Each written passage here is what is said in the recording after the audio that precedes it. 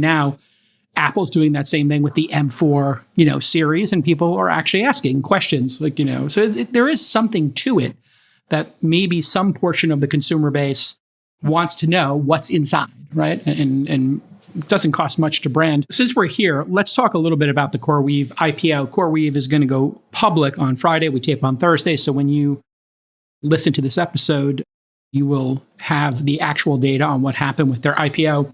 They're going to raise $1.5 billion. They're a neo cloud. Neo cloud means not just cloud computing, but a new cloud, thus neo. And this company has really been growing quickly. It was reported they wanted to raise $2 billion, and I guess they stepped it down to $1.5 billion at a $23 billion valuation. They had $2 billion in revenue last year, so they're up 8x, and they've got a lot of debt. That's the other issue with CoreWeave that people note. Almost $8 billion in debt.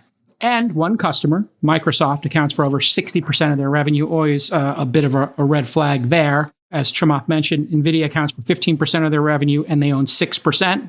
6% seems small enough to not make a difference. So Gavin, I guess, what do you make of this company, CoreWeave, and their timing, what it says about the markets? Because, hey, this is the biggest IPO we've had in a bit. I think maybe the last ones that were notable were Reddit last year, and a couple of other companies got out.